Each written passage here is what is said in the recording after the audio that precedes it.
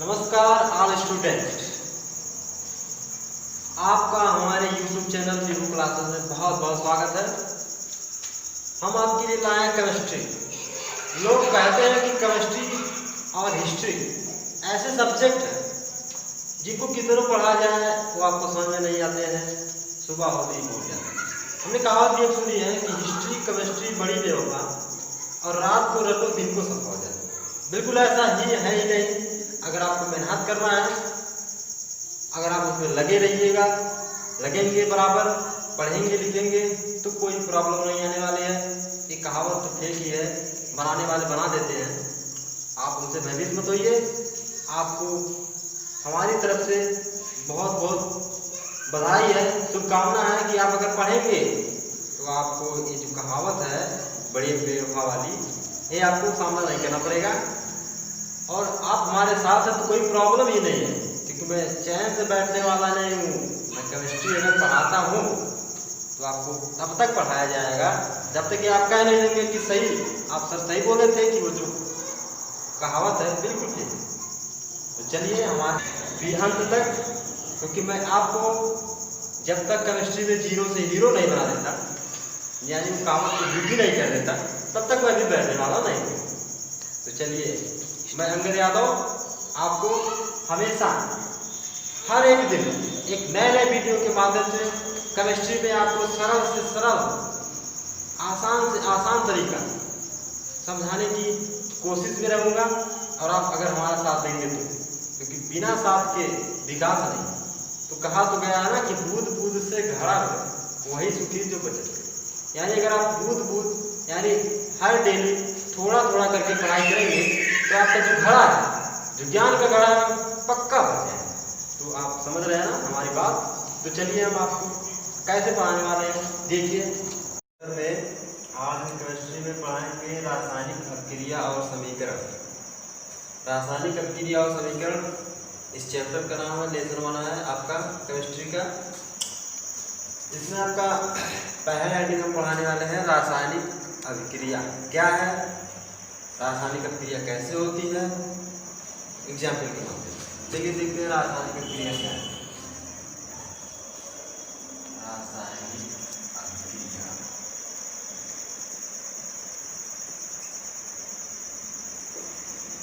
आप ध्यान से देखते रहिए, बहुत ही आराम से पढ़ाएंगे। आप अंत तक धीरे धीरे देखते रहिए, आपको बेहतर से बेहतर अच्छे ढंग से समझ में आएगा।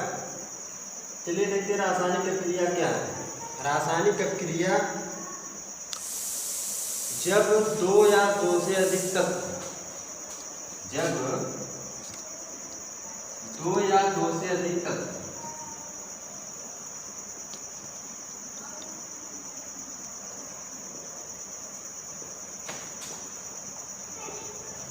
जब दो या दो से अधिक तत्व अथवा यौगिक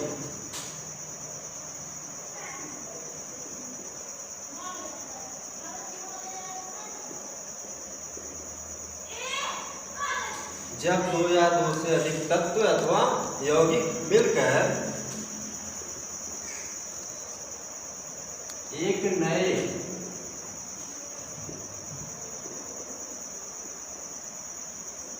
गुणधर्म वाले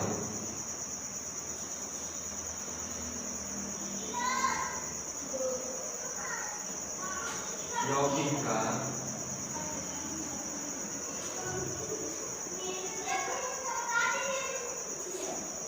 निर्माण करते हैं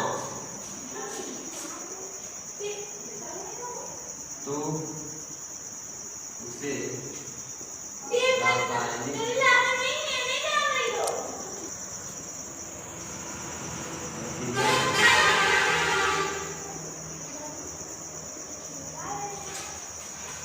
जब दो या दो से अधिक तत्व अथवा यौगिक, इसमें तत्व भी हो सकते हैं और यौगिक भी हो सकता है। तो जब दो या दो से अधिक तत्व या यौगिक मिलकर एक नए गुणधर्म वाले, यानी जो मिलते हैं उनका गुणधर्म अलग होगा, जो बनता है उसका गुणधर्म अलग होगा।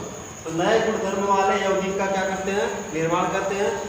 ऐसी अभिक्रिया को कहते हैं हम, कौन सी क्रिया, रासायनिक अभिक्रिया। यानी जब दो या दो से अधिक तत्व या यौगिक मिल जाते हैं एक नए गुणधर्म का यौगिक और प्राप्त होता है हमको। तो ऐसे ही इसी को कहते हैं हम रासायनिक अभिक्रिया। एग्जाम्पल के माध्यम से बताते हैं आपको। जैसे आपका क्या है H2, ये क्या है हाइड्रोजन गैस, क्या है H2 gas hydrogen plus O2। O2 माने क्या है आपका, O2 ऑक्सीजन गैस है, हाइड्रोजन गैस और ऑक्सीजन गैस, इनका गुणधर्म क्या है, इनका गुणधर्म है कि ये क्या है गैसें हैं, ये मिलकर हमारे जल का निर्माण करते हैं।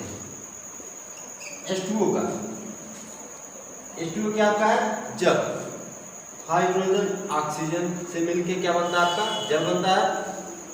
यानी हाइड्रोजन गैस और ऑक्सीजन गैस मिला के हमको जल बनाती है, जो कि क्या होता है लिक्विड होता है, एल लिक्विड।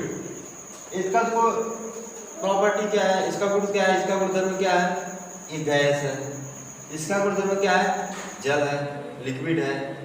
तो आप देख सकते हैं ऐसे भी इनका गुणधर्म अलग अलग है, ये गैस है ये लिक्विड है। अब इसमें डिटेल से थोड़ा बताना चाहेंगे कि जो गैसें होती हैं वो अग्नि को भड़का देते हैं, माने अग्नि बढ़ा देते हैं, लेकिन जो वाटर है पानी जल, ये इनसे आग को बुझाया जा सकता है। यानी इसका दोनों का गुणधर्म अलग है, बिल्कुल अलग है। ये गैस को आग को बढ़ा देती है गैसें, और जल क्या होता है आग को बुझा देता है, ये इनका गुणधर्म है। तो ये इससे मैच कर रहा है कि जब दो या दो से अधिक तत्व या यौगिक, ये क्या है दो यौगिक है, मिलकर एक नए गुणधर्म का यौगिक का निर्माण करते हैं।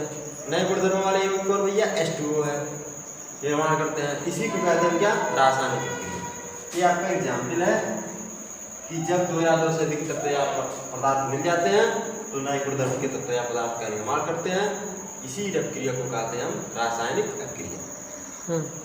चलिए देखते हैं यहाँ पे, आप बहुत लोग सोचते होंगे कि यहाँ पे H2 है, यहाँ O2 है, लेकिन यहाँ पे O एक ही है, H तो दो ही है। ऐसा है होता है, जितने पदार्थ इधर हैं उतने ही पदार्थ उधर होने चाहिए, ऐसा होता है। इसी को कहेंगे हम बैलेंसी, बराबर बराबर भाग में दोनों को रखना। तो ये हम आगे सीखने वाले हैं, अभी आपको समझ में आ जाएगा। बस आगे चलिए, बराबर वीडियो को देखते रहिए। चलिए आगे पढ़ाने वाले हैं आपको दैनिक जीवन में रासायनिक अभिक्रिया के प्रकार, उपयोग। माने हम अपने दैनिक जीवन में, हमारा जो जीवन है इसमें हम अपने इस अभिक्रिया को कैसे उतारेंगे, कैसे समझेंगे, कैसे समझ सकते हैं कि हाँ यही है, हमारे पढ़ने से फ़ायदा क्या होता है। तो आपको ऐसे पढ़ाना है तो देखिए समझ में आना चाहिए। बस दैनिक जीवन में हम कैसे इसको उतारेंगे, तो आप देखते होंगे कि जब आप सांस लेते हैं तो जो क्रिया होती है सांस लेने वाली, इसी को कह सकते हैं रासायनिक। और आप देखे होंगे कि दूध का दही बन जाना, माने दूध फट जाना या दही बन जाना, ये भी क्या आपका एक प्रकार का रासायनिक अभिक्रिया है। और जो होता है ढेर सारा एग्जाम्पल है आपने, लेकिन आपको ये बेहतर से बेहतर समझ में आएगा कि आप श्वसन लेते हैं बराबर, आप दही वही खाते होंगे, दूध से बनता है, कैसे बनता है ये भी है। ऐसे ही ढेर सारे एग्जाम्पल हमारे पास हैं।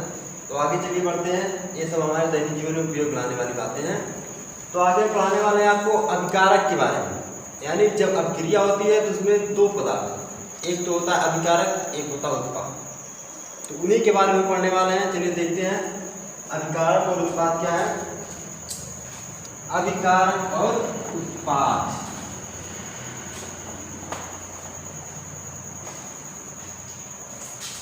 अभिकारक क्या है, अभिकारक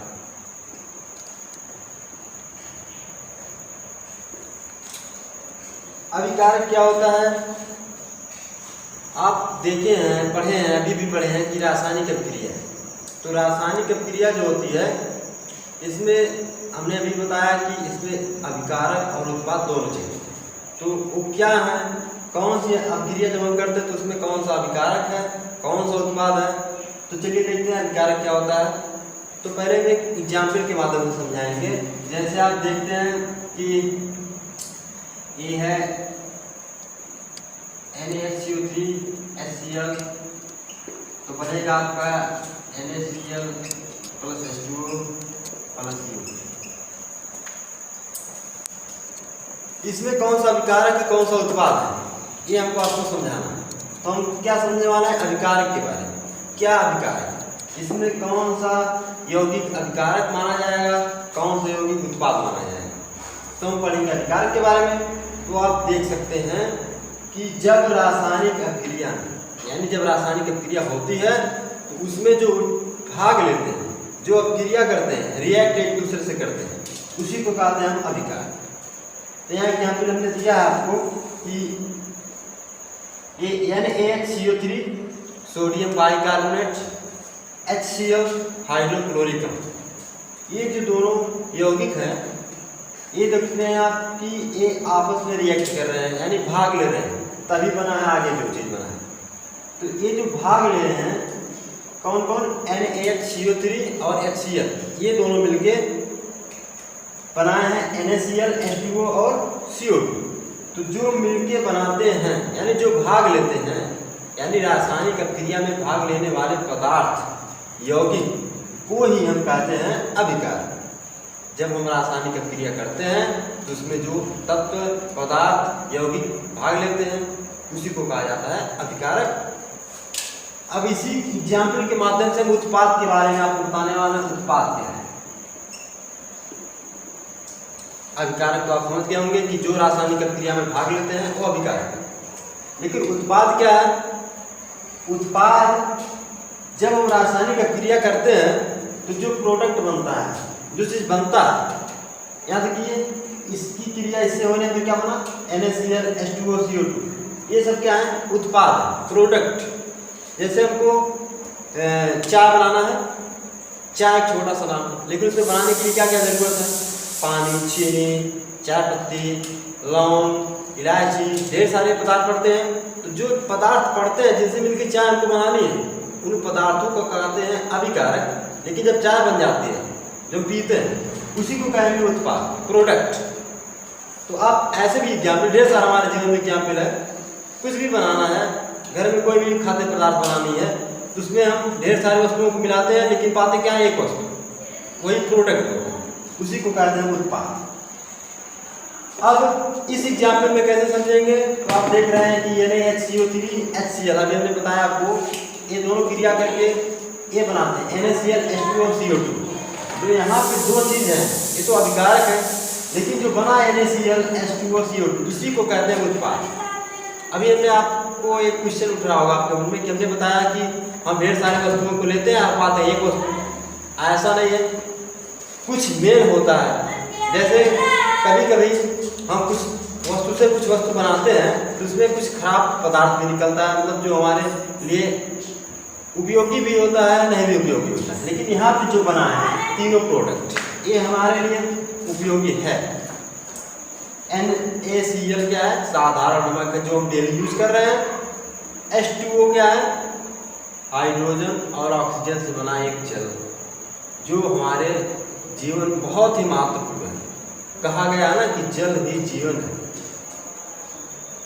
तो आप कहा गया ना कि सेव वाटर सेव लाइफ, जल ही जीवन है, जल को बचाओ, जीवन बचाओ। ये हमारे लिए बहुत ज़्यादा इम्पोर्टेंट है। तो कभी कभी एक पदार्थ से ढेर सारे पदार्थ बन जाते हैं, कभी कभी ढेर पदार्थ से एक पदार्थ बनता है, तो ऐसे आते रहते हैं। तो हम एक लाइन में समझने वाले हैं कि अभिकारक क्या है और उत्पाद क्या है। तो जो रासायनिक अभिक्रिया में भाग लेते हैं उसी को कहते हैं अभिकारक, और जो रासायनिक अभिक्रिया से पदार्थ बनता है उसको कहते हैं उत्पाद। चलिए हम अभी आपको पहले डिफिनीशन में, यानी रासायनिक अभिक्रिया में जिक्र किए थे कि तत्वों को, यौगिकों को, यानी रासायनिक अभिक्रिया में जब रासायनिक अभिक्रिया होती है तो उसको बैलेंस कैसे किया जाता है, बराबर भाग में कैसे रखा जाता है दोनों साइड पे, तो उसको हम पढ़ाने वाले हैं। यानी रासायनिक अभिक्रिया को संतुलित करना, यानी बैलेंसिंग उसको दिखाना। तो कल चलिए देखते हैं। अब हम पढ़ने वाले हैं रासायनिक अभिक्रिया को संतुलित करना। कैसे हम अभिक्रिया को संतुलित करेंगे, कैसे दोनों पढ़ने को भाई के बजाय सेम सेम रखेंगे। तराजू देखते हैं ना आप, नापने तोलने वाला, तो जब नापते हैं हम तो दोनों साइड में बराबर होना चाहिए। तो ऐसे कुछ अभिक्रिया भी है कि दोनों पक्ष समान रहे। हर कोई चाहता है कि जिधर बंटवारा हो उधर समान बराबर भाग में हर समान मिलता रहे। तो ऐसे यहाँ भी कर रहे हैं हमको। चलिए देखते हैं, हम ढेर सारे एग्जाम्पल आपको देने वाले हैं। पहला तो वही जो उसमें था, दूसरा आपका है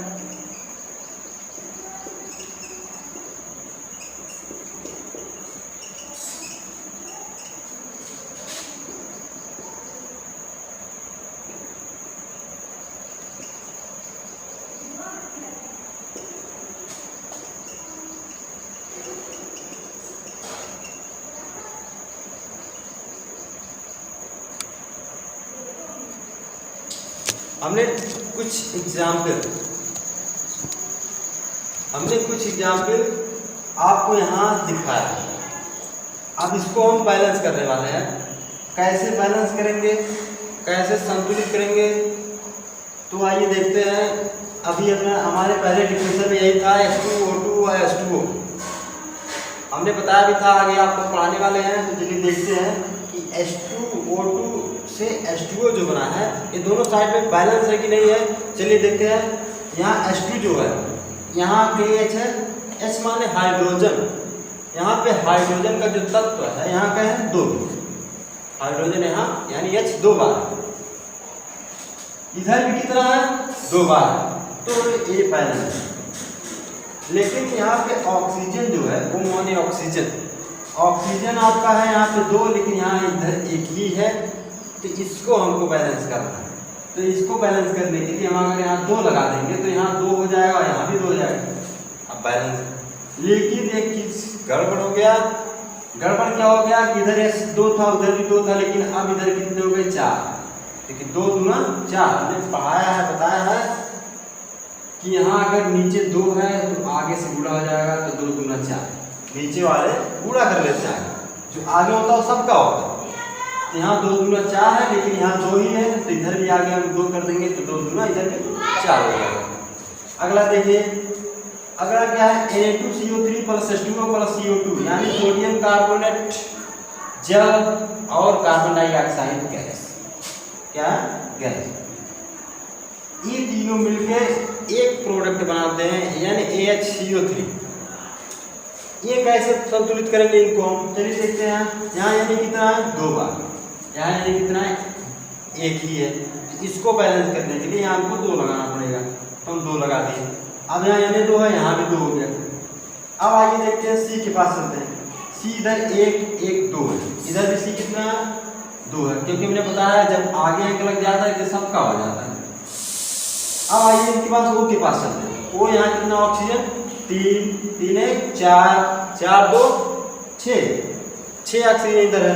इधर कितना है, यहाँ 3 दूना 6, क्योंकि हमने बताया है कि नीचे से क्या आता है गुणा हो जाता है, मल्टीप्लाई हो जाता है, तो 3 दूना 6। अब यहाँ आपके पास चलते हैं किसके पास, हाइड्रोजन के पास। तो हाइड्रोजन यहाँ कितना है 2 है, यहाँ भी कितना H 2 है हाइड्रोजन, और C हो गया वो हो गया। तो ऐसे हम बैलेंस करेंगे। तो अगर आपको कहीं भी दिख जाए कि ऐसे Na2CO3 H2O और CO2 है तो आप, और ऐसे बना है, तो आप आंख बंद करके यहाँ पे केवल क्या लगा देंगे 2 लगा देंगे, सब बैलेंस हो जाएगा। हमारे अगले वीडियो में हम पढ़ाने वाले हैं आपको इसी के बारे में, NaCO3 के बारे में, जो आपको ये रिएक्शन वहाँ पे मिलेगा, ये भी वहाँ पे मिलेगा, वहाँ आप अच्छे से समझ सकते हैं। और अगर यहाँ पे आप समझ लेंगे तो वहाँ पे आपको कोई प्रॉब्लम नहीं होने वाली।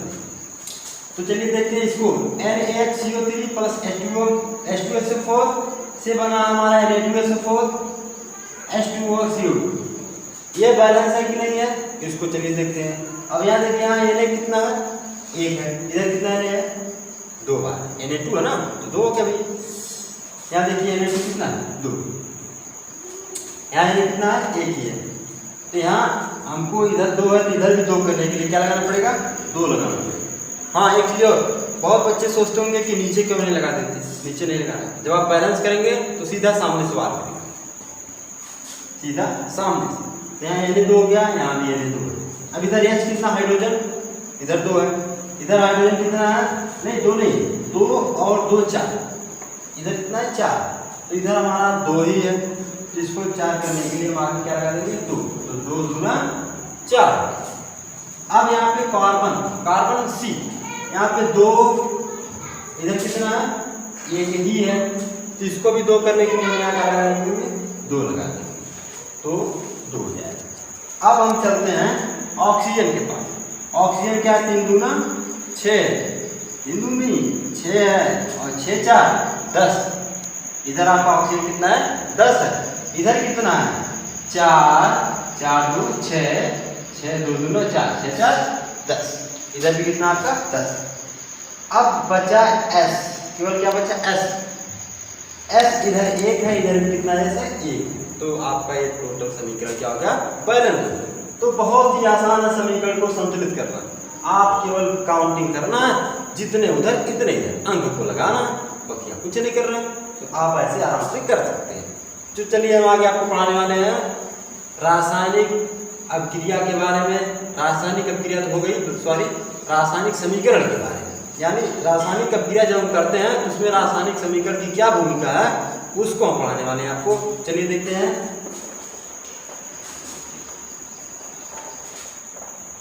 रासायनिक समीकरण क्या भैया, रासायनिक समीकरण।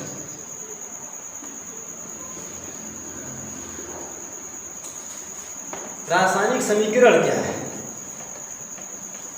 रासायनिक समीकरण आप जानते हैं परंतु शायद समझ नहीं पा रहे हैं, क्योंकि अभी अभिक्रिया में पढ़ा है रासायनिक अभिक्रिया, तो अभिक्रिया में जो हम एग्जाम्पल दिए थे या भी जब हमने समीकरण को संतुलित करना बताया है वही समीकरण।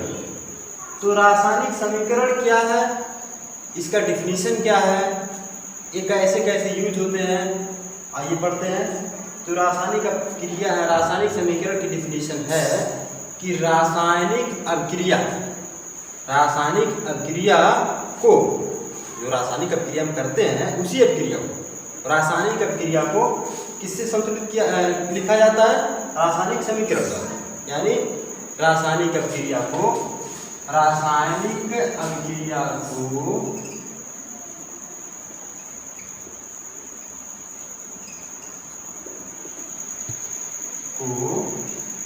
रासायनिक समीकरण में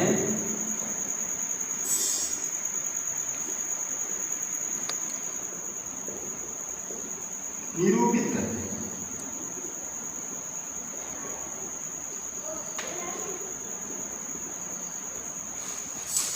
रासायनिक अभिक्रिया को रासायनिक समीकरण में निरूपित करते हैं। यानी जो रासायनिक अभिक्रिया है, अगर आप उसको सरल बनाना चाहते हैं, अगर आपको डिफिनीशन याद करने में प्रॉब्लम है, तो आप रासायनिक समीकरण में उसको निरूपित कर दीजिए, तो आपको फुल नंबर मिलने वाला है। अगर आप पेपर में एग्जाम में अगर आपको डर लगता है हिंदी लिखने से, तो आप केवल, अगर आपका आधा पेज हिंदी है और 2 लाइन का रिएक्शन है, रासायनिक समीकरण है, तो अगर आप समीकरण लिख के आते हैं तो आपको कोई प्रॉब्लम नहीं होने वाली है, आधे पन्ने से आप बच जाएंगे। लेकिन बहुत लोगों को हमने देखा है केमिस्ट्री में कि उनको समीकरण से डर लगता है, लेकिन बिल्कुल कोई डरने की बात नहीं है। हमने बताया ना कि हम आपके डर को तुरंत निकाल के फेंक देंगे, बस आप अंत तक हमारे वीडियो को देखते रहिए, बार बार देखिए, एक बार नहीं 100 बार देखिए, लेकिन आपको अगर आप देखते रहेंगे तो हमें आशा नहीं, उम्मीद भी है आपको अच्छे से समझ में आ जाएगा। बस आप यहाँ देखते रहिए कि रासायनिक समीकरण क्या है।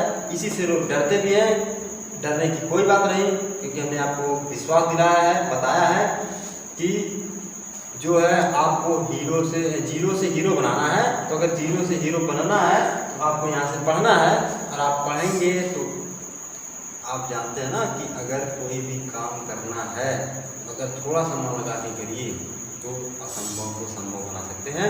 तो चलिए देखते हैं रासायनिक समीकरण क्या है, इसको रासायनिक अभिक्रिया को रासायनिक समीकरण निरूपित कैसे करते हैं। तो हमने ढेर सारे यहाँ पे आपको पीछे भी बताया है, आप यहाँ भी बताने वाले हैं। चलिए देखते हैं क्या है कि यही है,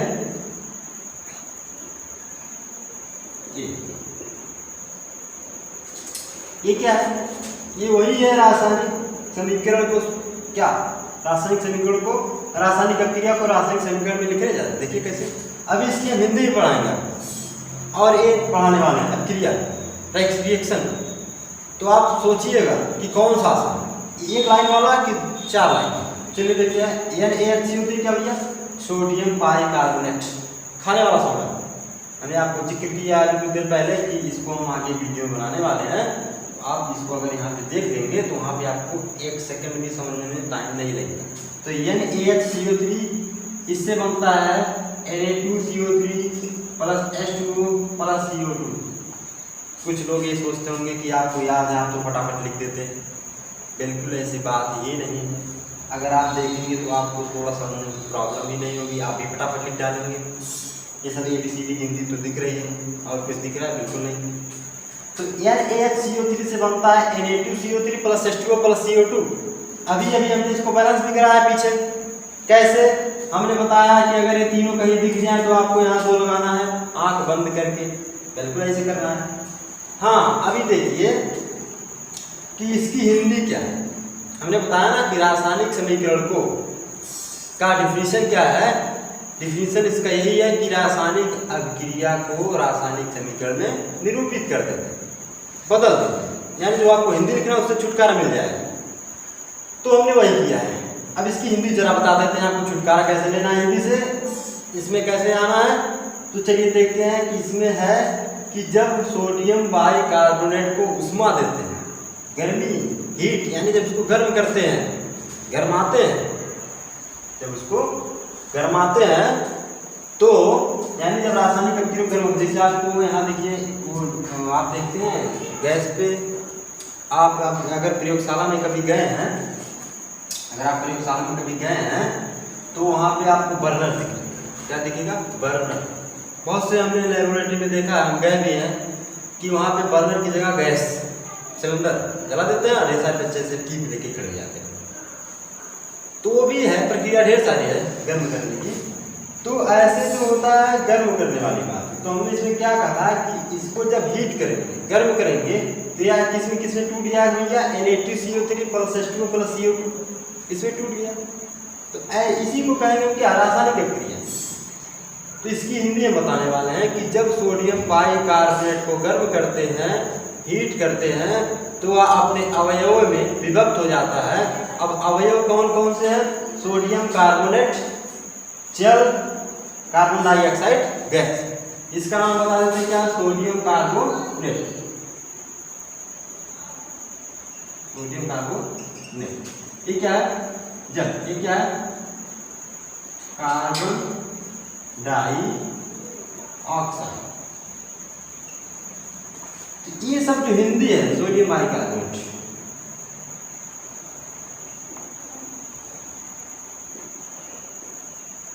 ये जो हिंदी सब आपका लिखना है। डिफिनीशन जो आप लिखेंगे कि हाँ सोडियम बाइकार्बोनेट को गर्म करते हैं तो धावन सोडा, जल, कार्बन डाइऑक्साइड गैस प्राप्त होता है। इन सबसे छुटकारा लेने के लिए बस आप 1 लाइन ऐसे लिख देंगे तो आपका फुल नंबर मिलने वाला, उसमें कोई कटौती नहीं होने वाली। एग्जामिनर आपका देखेगा, आपको बहुत पसंद हो जाएगा। इसलिए केमिस्ट्री में क्या सबसे ज़्यादा मोस्ट इंपॉर्टेंट है, आपको ये रिएक्शन याद करना। और रिएक्शन कैसे याद होंगे? आपको कुछ नहीं करना है, बस तत्व के नाम याद करना है और यौगिक के नाम याद करना है। अगर आपको तत्व के बारे में पता रहेगा, उसके पोजीशन के बारे में पता रहेगा, उसका मतलब उसको विन्यास उसका क्या होगा, तत्व का इलेक्ट्रॉनिक विन्यास आप पढ़ना पड़ेगा ना। पढ़ेंगे भैया, हम ही पढ़ाएंगे, कोई दिक्कत नहीं है। आपको एक एक पॉइंट बताया जाएगा, बस आप हमारी बातों को सुनते रहिए, जो जो हम कहेंगे उसको सुनते रहेंगे तो कोई दिक्कत नहीं होगा। तो हमने क्या कहा कि इसके लिए तत्व और यौगिक याद करना पड़ेगा। तो हम तो आपको घर पर याद कराने आएंगे नहीं, आपको खुद से इतना करना पड़ेगा। आप अपने कॉपी में उसको लिख कर बुक से लिखेंगे, या भैया की अगर इंटर वाली बुक है उसमें अच्छे से दिखेगा, या आपके हाई स्कूल में भी है जो आपका काम चलने वाला है। अगर आपको अच्छे से याद करना है, हाई स्कूल से ज़्यादा पहले से ही तैयार कर लेना है, तो आप इंटर की बुक उठाइए, घर में आपके पढ़े लिखे होंगे, वहाँ से आप इसके तत्व के, यानी जैसे हाइड्रोजन ना 1 नंबर पे है, 2 नंबर पे क्या है, हीलियम है, फिर लिथियम है, बेरिलियम है, बोरान है, इनकी स्थिति यानी कई नंबर पे है, इनका इलेक्ट्रॉनिक विन्यास क्या होता है। विन्यास तो बात की बात है, बस आपको केवल तत्व के नाम याद करना है, बस कुछ नहीं, 30 तत्व के नाम याद कर लीजिए। पहले 30 तत्व के नाम याद करिए और फिर इसके बाद उनसे जो तत्व से क्या बनता है, यौगिक बनता है। आप देखते होंगे ना कि ज़्यादा यौगिक तो आते नहीं है, बस कुछ ही यौगिक जो रासायनिक अभिक्रिया आपको करना है उसमें ढेर सारे यौगिक नहीं आते। आप 2-4 थे अम्ल के नाम याद कर लीजिए, 2-4 क्षार के नाम याद कर लीजिए, 2-4 लवण के नाम याद कर लीजिए, और जो मोस्ट यौगिक है उनके नाम याद कर लीजिए। बस इतना आपको लर्न करना है। इसके बाद तो अभिक्रिया आपकी बहुत तगड़ी होने वाली है। तो आप ऐसे रासायनिक समीकरण को बना सकते हैं, कर सकते हैं बहुत ही आसान तरीके से, जिससे आपको हिंदी लिखने में कोई प्रॉब्लम नहीं होगा। तो चलिए हम यहाँ तक ही आपको इस वीडियो में बताने वाले हैं। अगले वीडियो में आपको बताएंगे रासायनिक अभिक्रिया के प्रकार, यानी रासायनिक अभिक्रिया कितने प्रकार की है, उसका एक एक पॉइंट कैसे, कौन सी क्रिया किस तरह से होती है, उसकी प्रॉपर्टी क्या है, गुण क्या है, उसके बारे में पूरा फुल रासायनिक समीकरण सहित आपको डिफिनीशन से पढ़ाया जाएगा। नमस्कार।